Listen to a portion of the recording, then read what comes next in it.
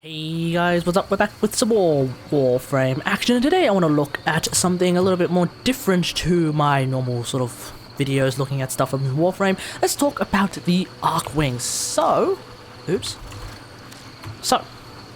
Archwings, of course, are these things that allow you to fly, whether you're in space doing an Archwing mission, or if you're on the plains, or very soon, Fortuna flying around in the open worlds, as you see here. So flying around. And then of course you can disembark by using a melee weapon. Now currently there are 4 Archwings to choose from, and hopefully when an Archwing rework shows up and Archwing becomes way more popular in the game among the community, then DE can probably start making even more Archwings, because I think Archwing has a lot of potential to be a really good thing. But anyway, let's talk about the topic at hand. So what I want to do is kind of give my opinion and rank the Archwings in order of what I think is the most effectiveness basically throughout the game. That takes into account things like damage, tankiness, utility, like basically everything that the Archwings have at this moment in time. So, the best way to do this is of course to do it through Captura in the plains of Eidolon. So what we're going to do is we are going to switch our Archwings with each and every one. So let's start off with what I think is probably like not the most useful out of all of them, which I guess is the most lukewarm way of saying the worst. Even though there is a definite place for this particular Archwing, this one of course is Electron. Electron has a couple of abilities that I find to be very useful, specifically her 3, which basically sets up a bombing field, and her 4, which is a nuke. That's pretty good, and I do like using the Afterburn augment, which basically gives Electron some fiery clouds. It also supposedly also helps dodge, well, the ability itself helps dodge against projectiles such as missiles and the like that are flying against you.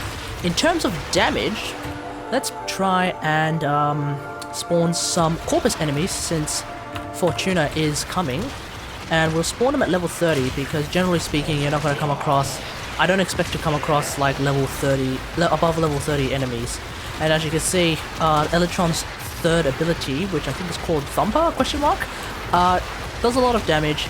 It definitely kills level 30 Corpus enemies relatively easy, and if you play, say, Salacia, which is the most popular because it is the best Archwing mission to get the XP flowing, yeah, Thumper seems to be a really effective way of killing enemies and giving your Archwing a lot of XP. So Electron is really good for damage, but for everything else, I kind of find it lacking.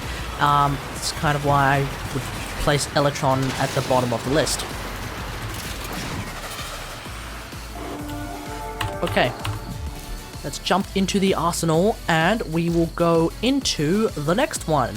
Now, the next one on my list is Odinata, or Odinata Prime. This one is a very generalistic Archwing.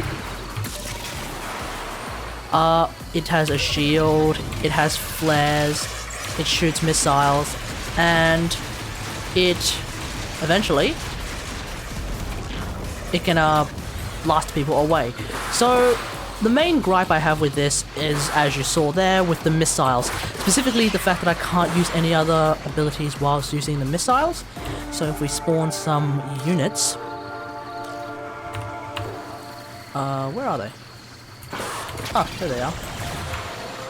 So if we spawn a couple of units, spawn a couple of boys, the only way you can use abilities with your missiles is if you actually use the abilities before your missiles. So for example, I was able to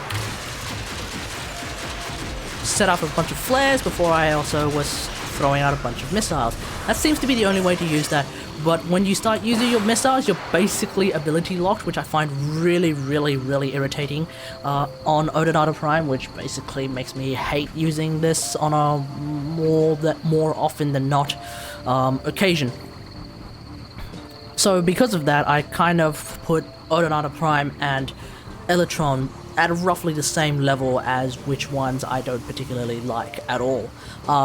They just both seem about as useful as each other, or about as useless as each other, depending on how you really want to look at it.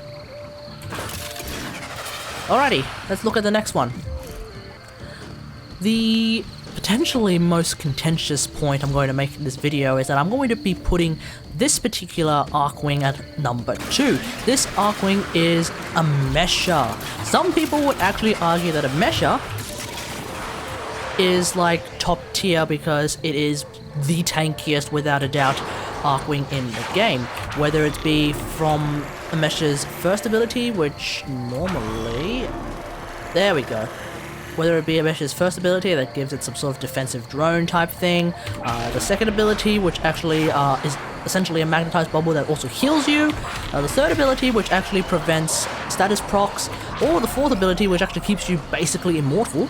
Like, this is the tanky I was about to say WarFrame, the tanky Archwing, and also this Archwing doubles as a pseudo Oberon or a pseudo Harrow, in the sense that you can use the third ability, and that will prevent your allies from getting status procs, which means that if you're going up against, say, a Terrorist, or by extension a Gantualist and a Hydralist, and maybe when the spiders wake up in Orb Valus, the spiders, the Mesher is definitely a very useful Archwing to have on the field.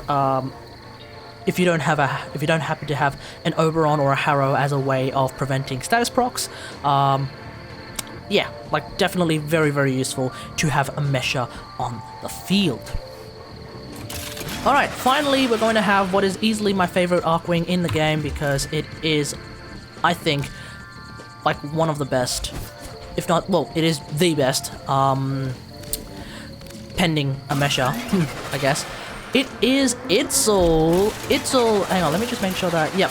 So it is Itsel. Just had to make sure that I wasn't losing my mind and forgot about a specific Archwing, because that would be awkward. But anyway, Itsel is it's like the Oberon of Archwings, in the sense that it's the jack of all trades, master of none, except it's like the daddy choke me of Archwings, in the sense that it basically does everything really, really well. So let's grab out some folks, and our folks, as per usual, are going to be some level 30 Corpus. So first things first, because we're on Plains of Eidolon, easily the most useful ability is Blink. Blink is the way that you can basically traverse the map really, really, really, really, really, really easily. You just basically spam one and you basically go all over the place. Of course, you can't really do this because you don't have unlimited energy, but when you do have enough energy, you can really, like, go across the map a lot. Now, I have heard that... Okay, this is going to get very annoying, so let's just go back to where we were.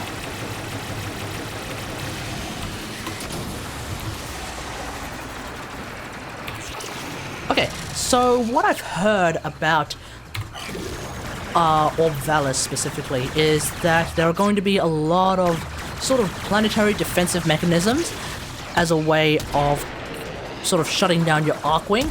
Luckily, of course, we do have infinite Archwings, so that's no longer as big of a deal as it used to be. So, you know, maybe, like, that's supposed to be a reason for using K-Drive more than using Archwing, so fair enough. We'll have to see what is actually there.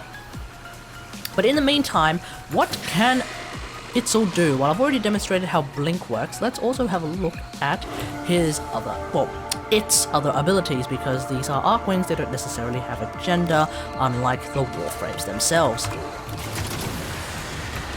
So, of course, the first thing is, well, I've already demonstrated the second ability, which is an invisibility. This is just basically a full-on cloak. Very useful. It's like an Invara cloak in the sense that it's an energy over time based ability. So, you know, keep an eye on your energy, basically. Uh-oh. Alright, another very, very useful ability is this sort of cosmic... I think it's called Cosmic Crush. It's the third ability. It basically brings in... Sorry. It brings in the enemies and then it blows them up. It also brings in drops, which makes it very, very useful for picking up things, especially if you find yourself in a field full to the brim with energy orbs. You can basically use your third ability and then like have a full energy refund, which makes it really, really good for farming in general and for combat in particular. And then finally, my favorite ability, because it is definitely the most Gundam of all of the abilities, and yes, I did name the Odin Prime build loadout as the Gundam build loadout, but gotta love the fact that you basically have funnels. Or if you're a high new Gundam fan, fin funnels. Or I guess if you're a new Gundam fan, funnels. Fin funnels. So these are your drones. They will basically fly around and help you kill things. For some reason, I have a couple that are decided to not help me, which is very, very unhelpful, as you might expect. How are we doing for time? Oh, okay, cool. They do a lot of damage against level 30 Corpus. It's electric damage though, so they'll definitely do a lot more damage against the robotic Corpus enemies that you'll find in Orbivalis. Obviously, because they do electric damage, they won't do that much damage against Grenier in general, outside of maybe the rollers, but that's trash mob, so you don't have to worry about that. Yeah, the only thing I have the only problem I have with those drones is that when they die, and if they all happen to die, you have to wait until your cooldown is over. You have to basically wait until the ability's duration has lapsed before you're able to summon some more drones, which is a bit annoying, in particular against, say, the Jordis Golem, because the Jordis Golem is capable of wiping out your drones with an AoE blast of fire. Anyway, that's it. Hope you guys enjoy this. Be sure to keep an eye on Twitter and also to keep your game updated at all times this week, because Fortuna is coming just around the corner and we have absolutely no idea what time of what particular day it is, but it is coming pending further delays. So